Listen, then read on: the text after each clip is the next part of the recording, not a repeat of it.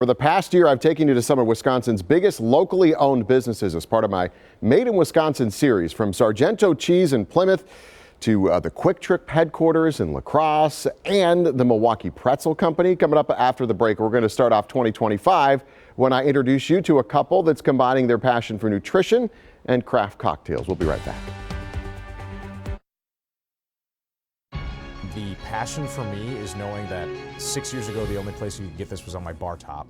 And now being able to sample people, going out in the market and them thinking we're just like every other tall, white, skinny can, and they drink it and their eyes light up.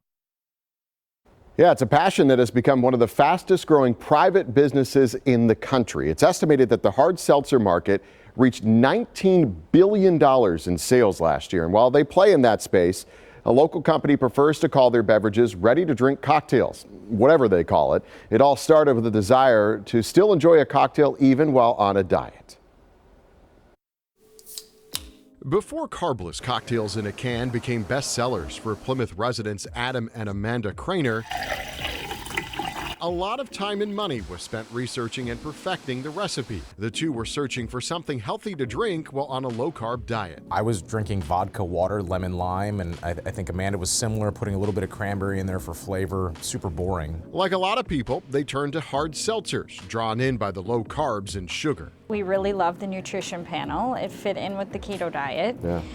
But we were a little underwhelmed with the flavor, and it was heavily carbonated. So in 2019, they created their own. Adam perfected the vodka lemonade, to this day a staple of their lineup. Adam was asking like as many people as he could, what if something existed that had no carbs and tasted really good? Like, would you buy that instead? And everybody always said yes. That type of informal market research is how you do it when you're just getting started. It was our closest friends that we knew would give us feedback. We didn't invite our family because they love us too much. And we knew our friends would give us honest feedback. The way we like to describe it is, order me a vodka cranberry, order me a vodka lemonade, order me a vodka press. And that's a good, flavorful drink, but the nutrition panel isn't so great. And so where Carbliss comes in is we are that vodka cranberry that's 0 carbs, 0 sugar, 100 calories, and gluten-free. Once they settled on flavors, they had to find a partner to produce the drink and scale up to meet demand. They did, and launched in September of 2019, not long before the COVID-19 pandemic hit, forcing them to face challenges. We're going to launch cranberry around March or April, and we had to change, the normal spring launch to, bring the cranberry to your Thanksgiving. Yeah, exactly.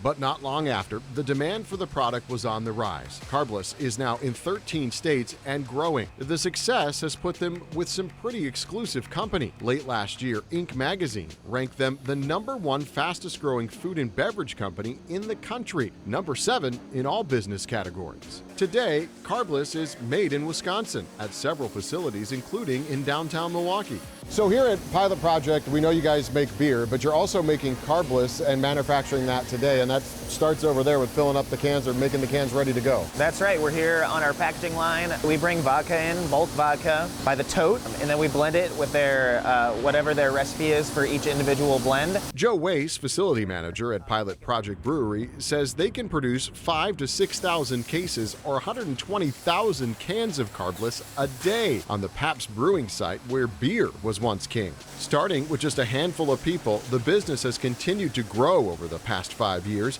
In 2025, they expect to employ nearly 80 full-time employees, with 350 more in sales across the country. That doesn't include the people who produce the drink. It's sometimes difficult for them to see just how big the company has gotten. I'd say that I still haven't really acknowledged what you're referring to as big. Like, we act the same, treat everybody the same.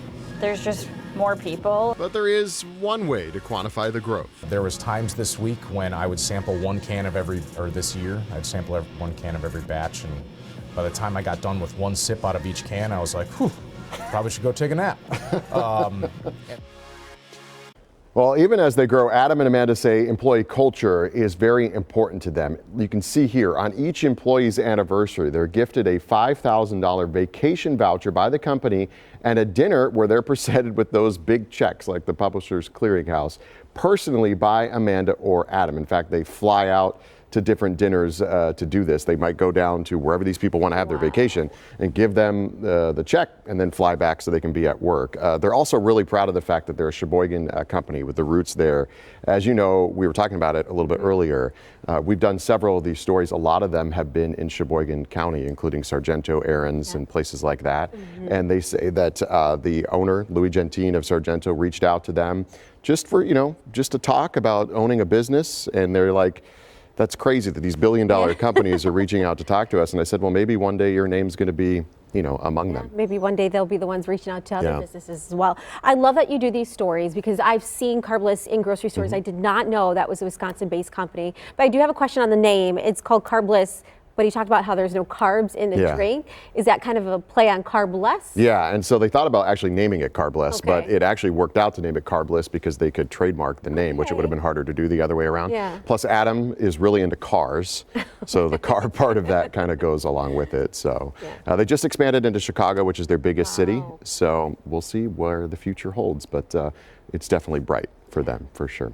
We're going to take a break here at 6:54. We'll be right back.